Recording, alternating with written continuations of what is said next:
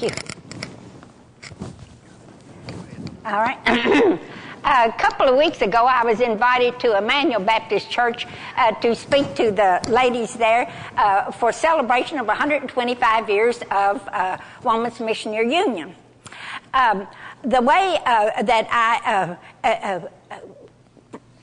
began my talk, the first thing I said was that when your director called me, she said, Miss White, we're celebrating 125 years of Women's Missionary Union, and you're the only one we can think of that's lived almost that long.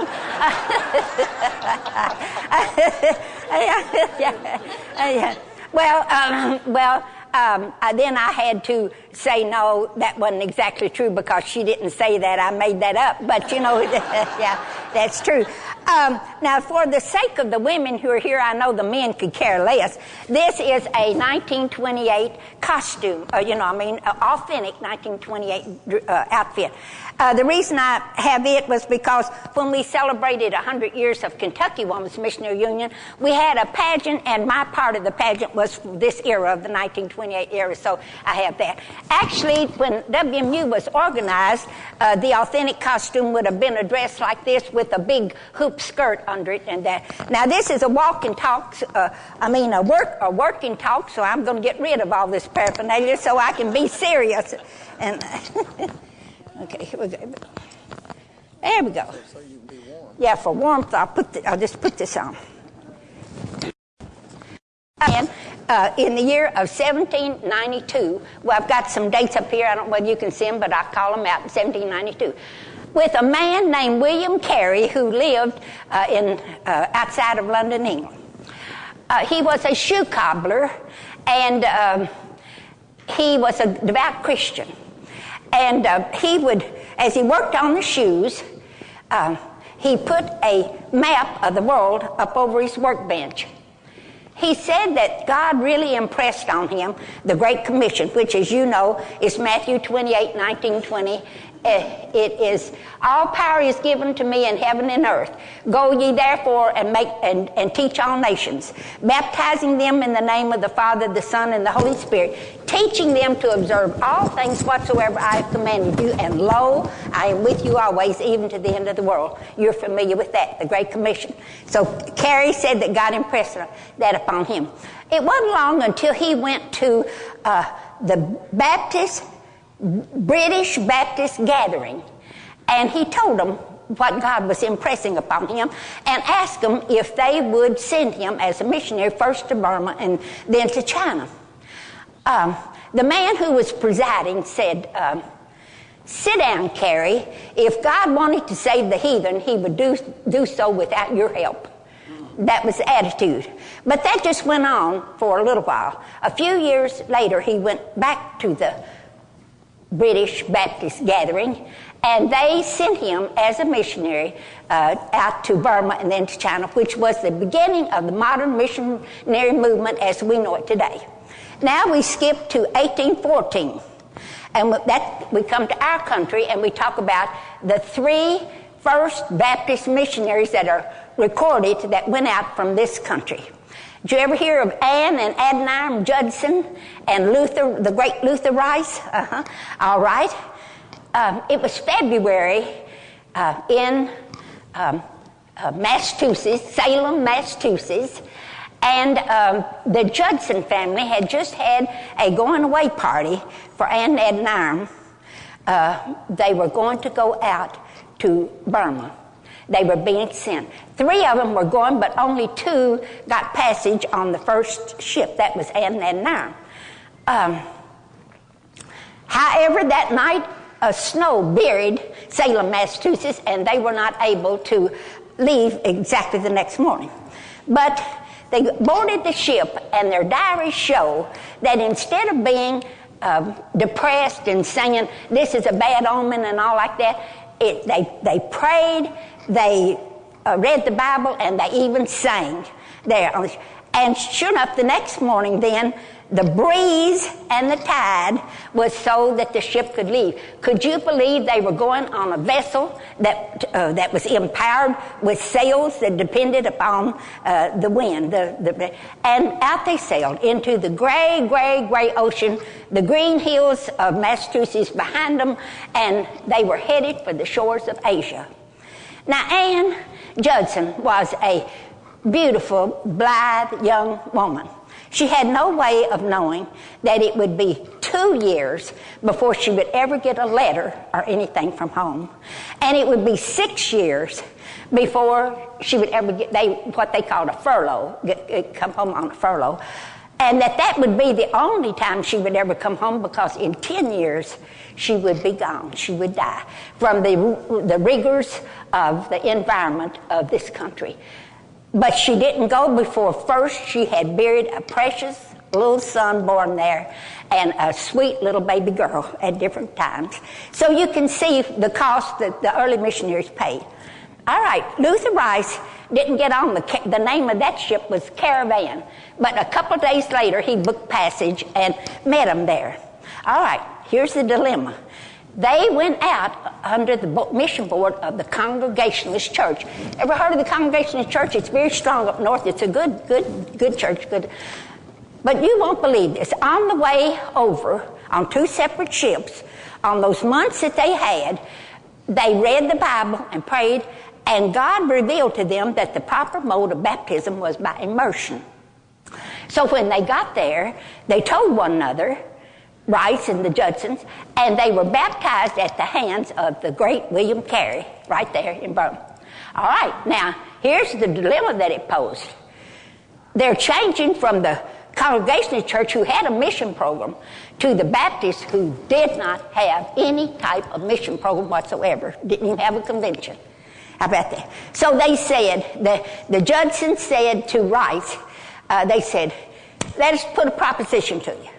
And by the way, Rice had a sweetheart named Rebecca, a fiancée, but when it came time to go, she backed out. She just couldn't do it.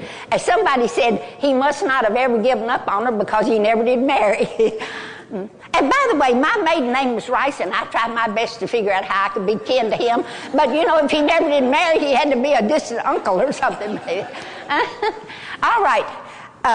They talked it over, and the Judson said to Rice, would you be willing to go back to America and go to the Baptist and make up funds and see, if you could keep us here on the mission field? All right, he did. Rice came back to America with full intentions of going right back, but he didn't. It didn't work out that way. But make up funds he did. Here's what he did. He got an old horse. He got himself a horse. Now, he was really known for this horse. He named it Columbus, the horse. Now, you've heard stories about Alexander the Great was noted for riding Bucephalus, his horse. You've heard about Robert E. Lee that rode Traveler. You've heard of those, haven't you?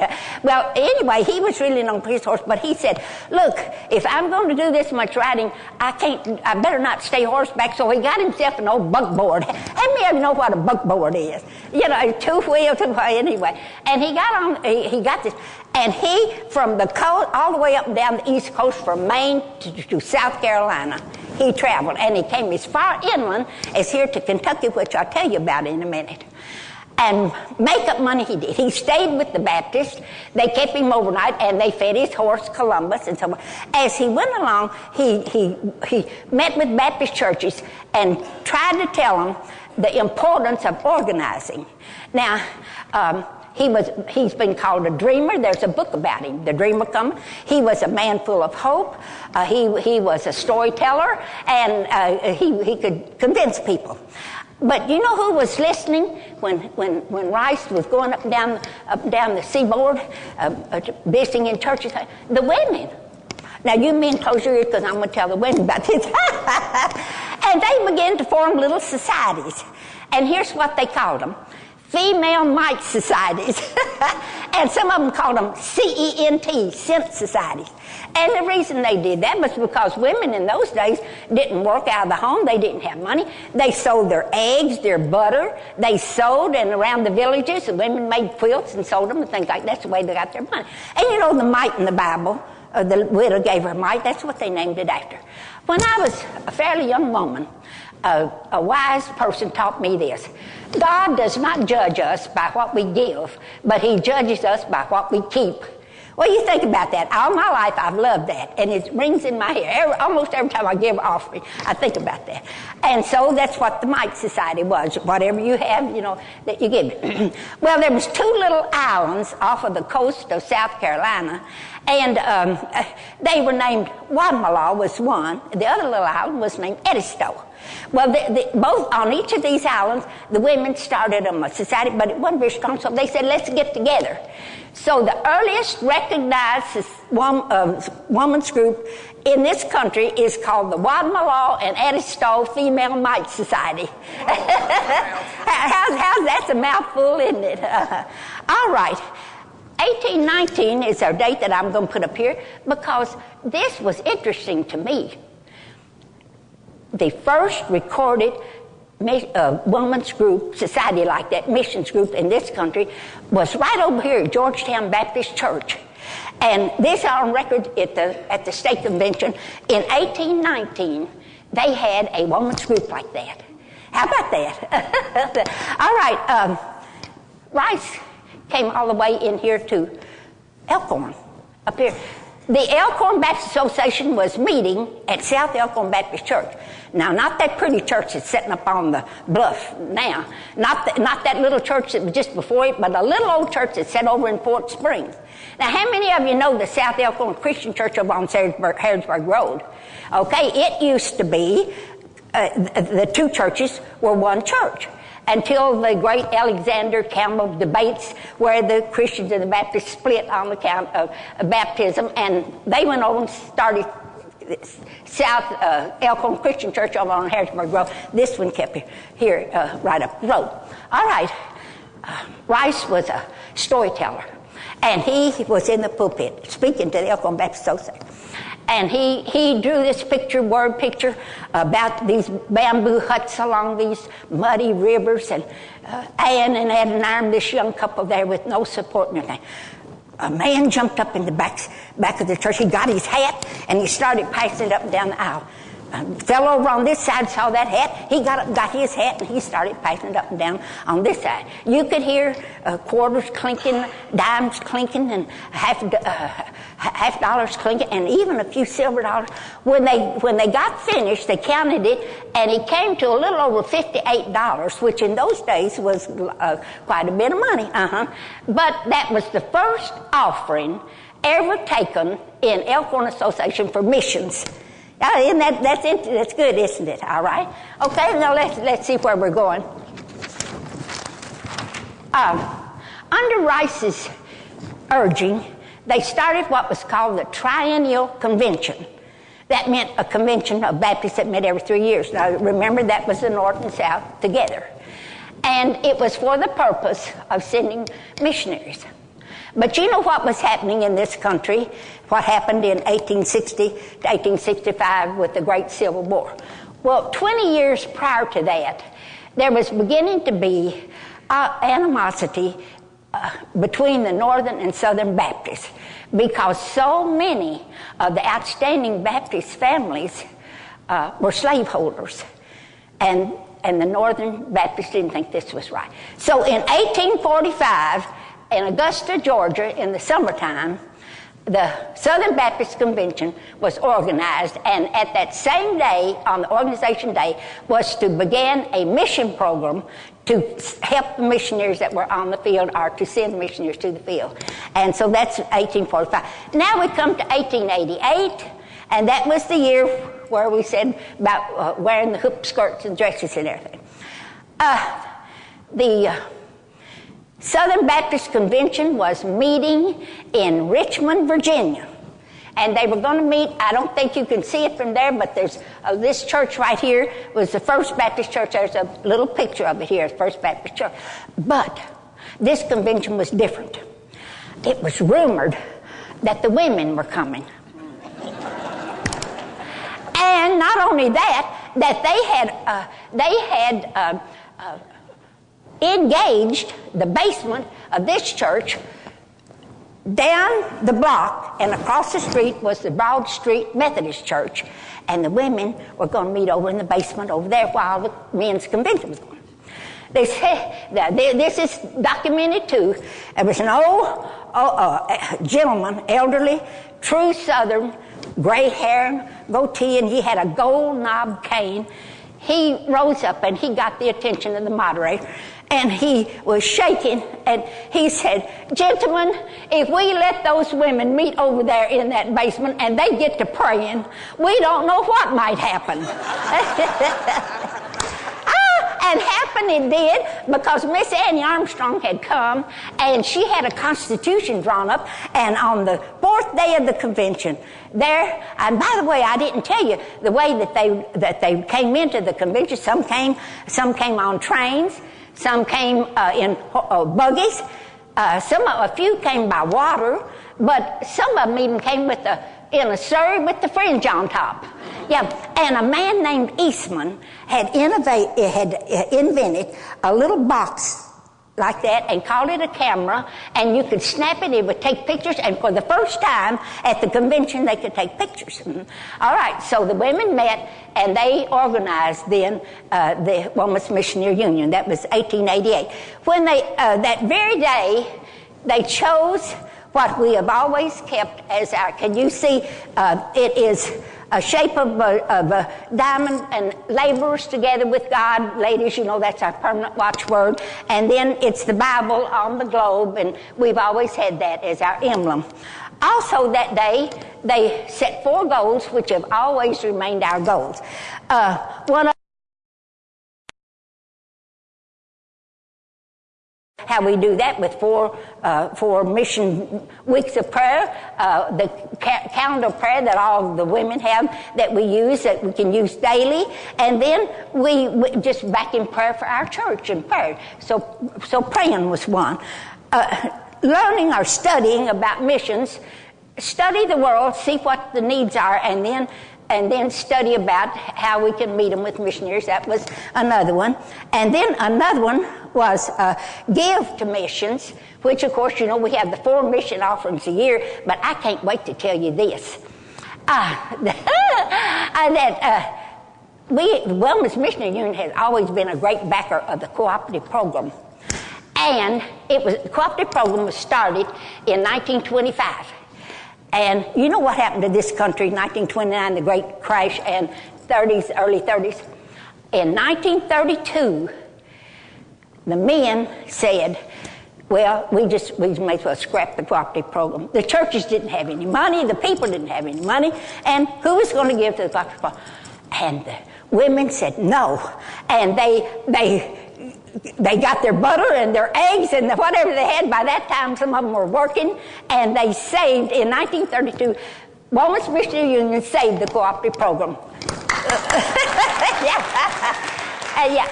So we've always backed giving, you know, in the churches. Another thing we have backed is doing missions, not just sending missionaries and not just going to the foreign fields, but doing missions right where you are.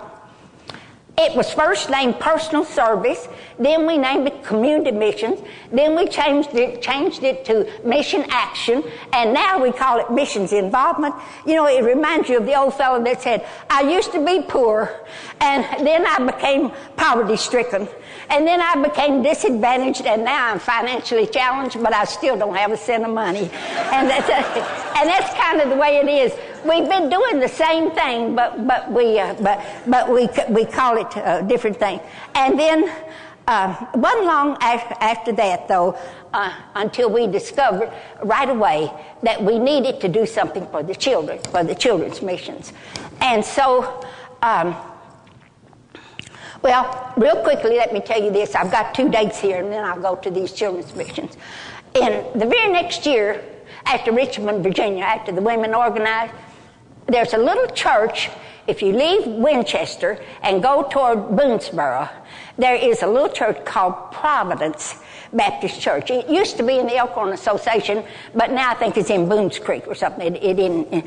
And it wasn't in the old church, that they had this Elkhorn Association meeting. It was in the new church, but you know when the new church was new was in the early 1900s. So that's the new church. So, but anyway, while the men were having the association in the church, out under the shade trees, the women got together. This is the Elkhorn Association women got together, and Miss Eliza Broadus came from Louisville she had a constitution fixed up and helped them to organize under the trees.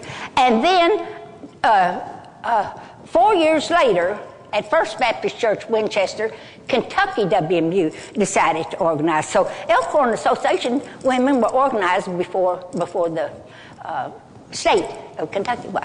And Eliza brought us help with this too. There is a marker there at the First Baptist Winchester that says that's where Kentucky WMU was organized. All right, now to those children, back to the children. They saw right away that they needed to teach the young people. Yeah, this is interesting. It is to me. A man started Mission Friends. He was preacher's, a missionary's son, and he was Dr. Braxton Stewart Taylor. Dr. George Braxton Taylor. I think I've got it straight now. He's got a Stewart in there somewhere, but anyway, he was Taylor. And he grew up on the mission field. And he said, we need to teach the young. And let me tell you, aren't you thankful that our church, we have mission friends, we have GAs, we have RAs, and somewhere between 85 and 90% of the resumes that come in to the International Mission Board and the North American Mission Board say that they first felt the call to missions in one of the mission youth groups. How about that? It's really something in it. It's worth their while. Yeah, okay, that's very good, yeah.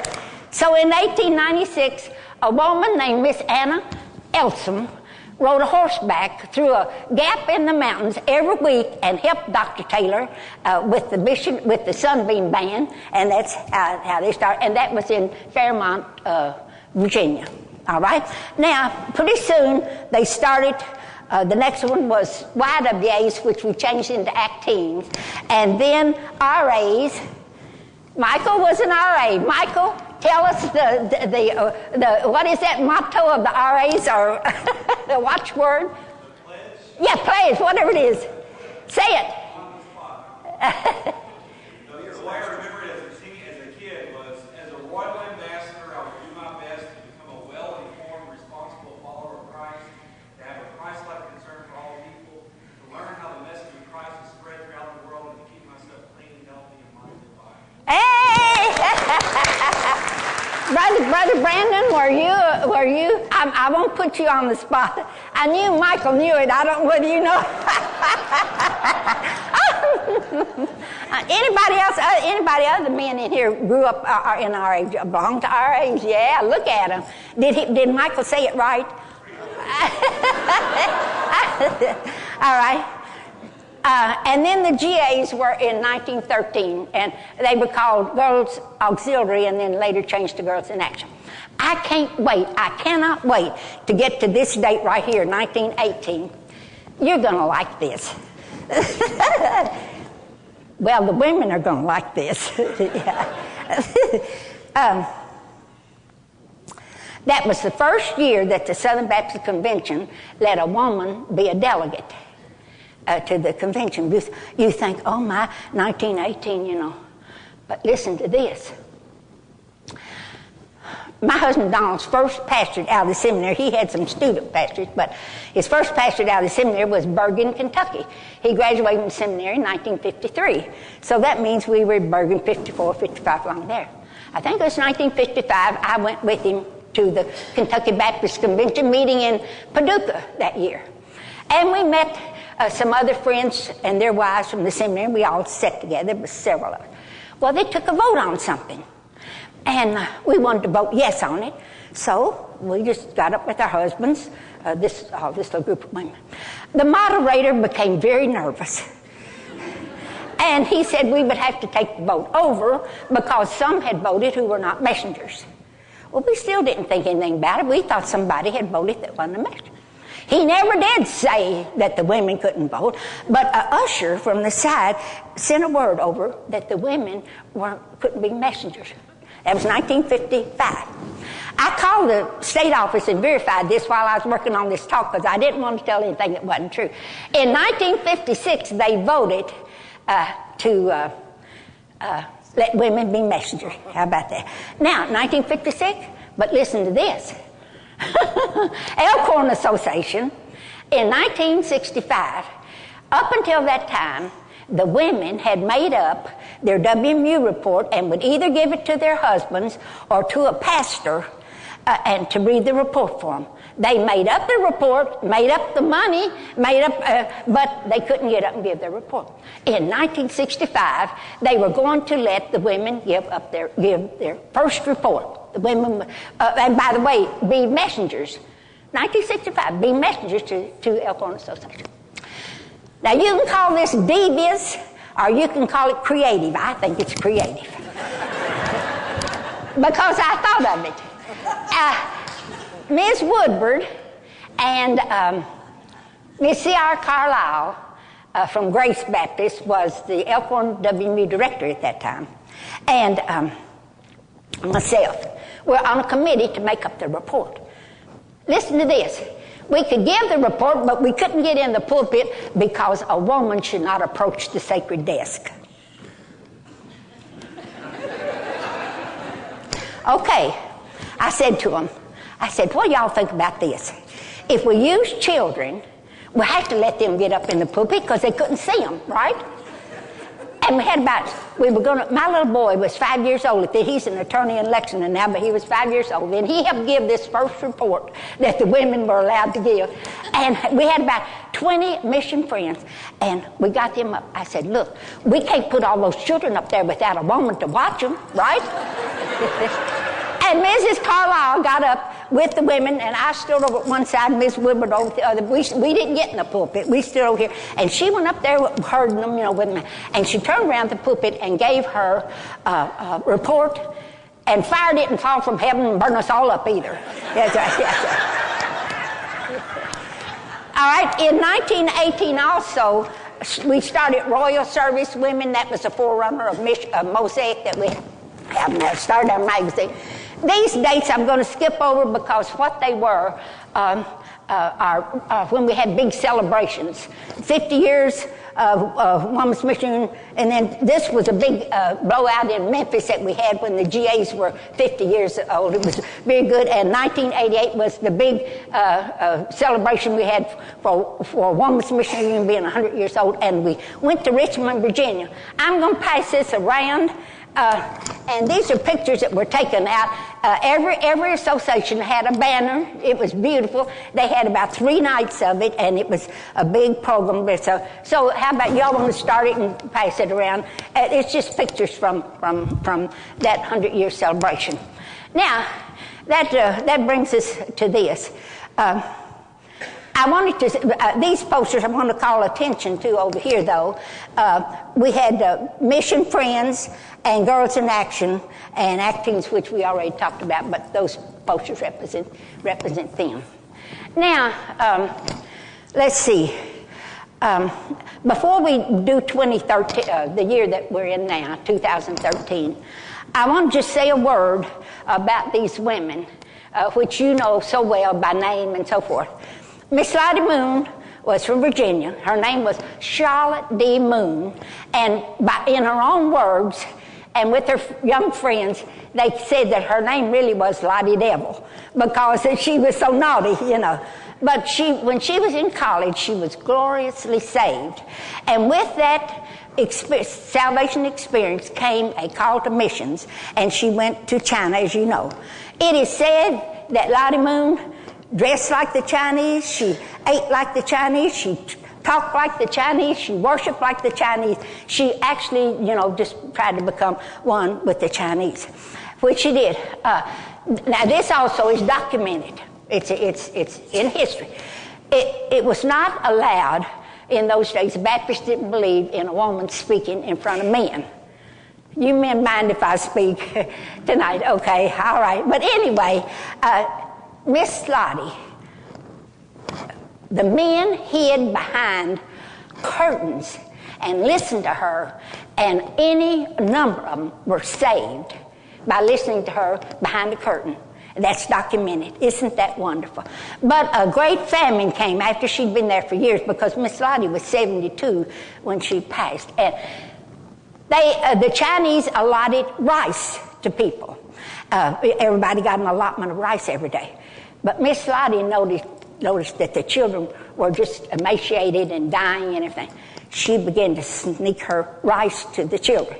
And then her mission station noticed that Miss Lottie was getting very emaciated and just looked like she couldn't go on. So they sent a nurse with her and put her on a ship, sending her back to the United States. It was Christmas Eve, and the ship pulled into the harbor at Kobe, Japan. See, she was in China. They pulled into Japan. I've heard it called Kobe and Kobe. I really don't know the right pronunciation, but in Japan.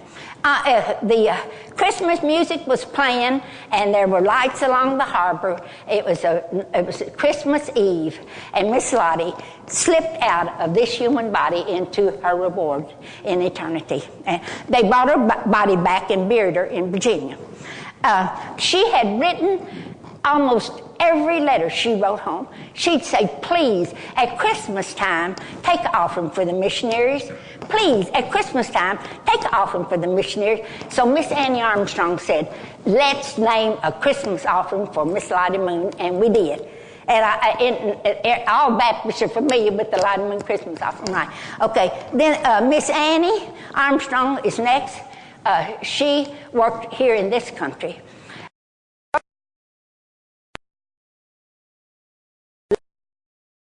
What you call a corresponding secretary, to get the word out about missions all over the country. She was from a very well-to-do home in Baltimore, Maryland. She served for 26 years in that office and never took a cent of money for all her travels. She traveled to the Indians out west. She traveled, but listen to this. She was 100 years before telecommunication as we know it. How did she get the word out? They didn't even have a copy machine in 1888. And she wrote by hand. They kept account. One year she wrote 10,000 letters out pleading, to the missionaries and for the missionaries and so forth. And it almost ruined her hand. And when she was older, she didn't have much use of her hand because she had used it for writing so much. She used her life for missions. That was Annie Armstrong right here. That I should have said. Now here's Eliza Broadus real quickly. She's our Kentucky woman. She was born in Virginia, but she spent most of her life in Louisville because her dad. Anybody in this room ever heard of Dr. John A. Broadus? Well, you should have. John has heard of him. He helped found the Southern Baptist Seminary in South Carolina and then moved with it to Louisville and was a professor there. Very well known around over here in Kentucky, Dr. John A. Broadus. His daughter was Eliza. His wife and Eliza's mother died when she was very young. Her dad was all she had. He was her mentor. He was her teacher. She just loved him. And her pet project was the WMU training school. Get that started. The WMU training. Any of you ever hear of the WMU training school there by the seminary? Well, I tell you, Miss Annie Armstrong and Miss Eliza Broadus had a little difference about that. Miss Annie thought when they moved the woman's training school from down on Broadway out to the seminary, that might not be appropriate to have those women that close to the seminary. I want to tell you, I had the privilege of being a student at woman's WMU training school. But we took all our classes over at the seminary, and nothing happened.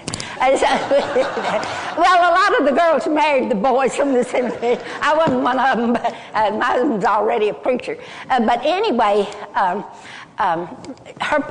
was her pet project. Oh, on his deathbed, when Dr. Broadus was on his deathbed, he said, Liza, if standing on my shoulders you don't go further than I did, shame on you, Liza. Do you think she went further than he did? How many in here, not very few, had ever heard of Johnny? How about Eliza? Who ever heard of Eliza? Yeah, I think she didn't disappoint her dad, don't you think? And the last one is I'm about to finish. I know you all are getting tired. You think, well, is she ever going to hush? But anyway, 125 years is a long time. I need to tell you about it. And Julia Woodward grew up in Lexington in the Ashland Avenue Baptist Church, which was very conservative at one time, you know, and back then. And she became the first woman in Kentucky to be state WMU president twice at two different times. And of course she was a director here in Elkhorn for quite a bit. In 1961, we in Elkhorn Association had a Baptist center. Any of you in here could possibly remember the Baptist center there as you go in? Yeah, I know Lily, and you remember the Baptist center. It served Irishtown, but it was up on High Street as you come out. One of those pretty old brick homes. Well, there was a girl there named Anna Hernandez, and she was a brilliant girl, and she had come out of a low-income family and came there. Miss Woodward said, you know, we need money.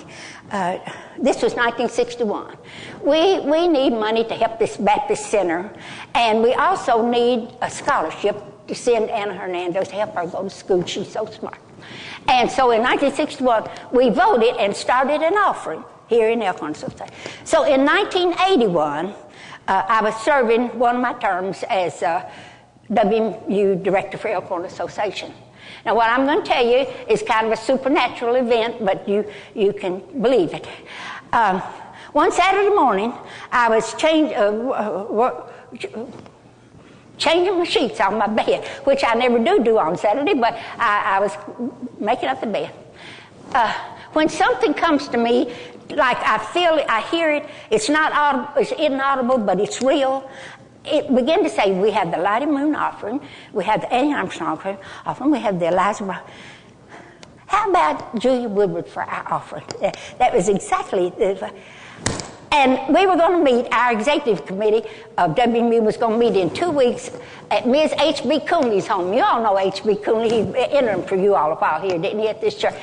His wife's home. It was summertime, and we met on the back lawn. And I said, ladies, and I told them, I said, we've had this offering for 20 years, and I believe that God has just impressed on me that we name it for Julia Woodward. You know what? To the woman, they all said, you know what? The Lord's been dealing with me about that. And so then in the fall, when we had our meeting, we voted unanimously to name the offering the Julia Woodward Christmas offering. Isn't that wonderful? So we have all offerings named for them. Any question that you want up to this point? Now we are at 2013. That would be 2013. What I like about Women's Missionary Union is that it is a servant organization. We make up money, but we don't give it in the name of WMU. We give it to the church to give to the offerings. All the work that we do.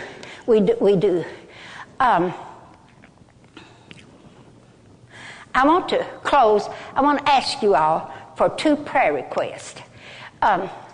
For some years now, we have not had a WMU director, what we used to call the president.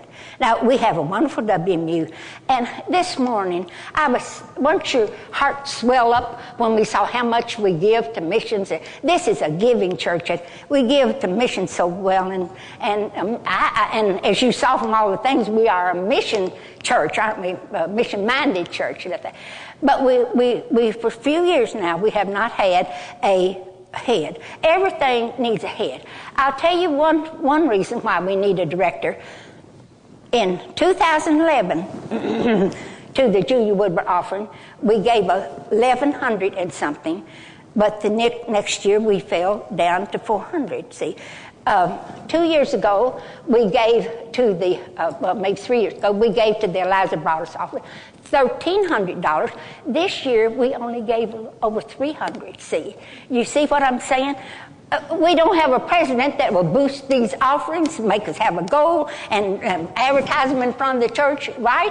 We need, will you pray with me that somebody in the church, preferably a younger woman, would come forward and say that God is calling her to be, all right? Another thing is that we need the younger women of this church. Oh, by the way, let me tell you, that we're hearing good things over the convention about WMU. There was a law there where everybody said WMU is going to die because it's just a bunch of old women. Don't you believe it anymore. We have a state president, you know, she's young and vivacious and full of life. You met her at the prayer break. And also, they tell us that they're beginning to come in to the office reports of churches beginning for women between 25 and 40 that are forming women on mission groups. Isn't that good? And that's what we need in our church. We need, Lisa Wolfsorn so much wanted us to have a group of young women, maybe be named after her, you know, or something. So will you pray with me about that? I believe if just one or two young women would get together, I believe they could have a whole host of the young women would come with them. So that's just another prayer. All right. I feel like I've left out something, but I know you think, how on earth could she have left out that? But, all right. When you celebrate an anniversary, you look back over your shoulder at from whence you have come. But an anniversary is not a winding down, it's a cranking up. And quickly you turn around and you look forward and you want to go forward. All right, I'm going to leave you. We started with the Great Commission, right? We'll end with the Great Commandment. The way Matthew put it, Matthew and Luke both had this, but here's Matthew's. Love the Lord your God with all your heart, with all your soul, with all your mind. This is the first and great commandment, and the second is like to it. Love your neighbor as yourself. And that's what we'll leave here with tonight. And thank you for coming and for listening to me. Bye-bye.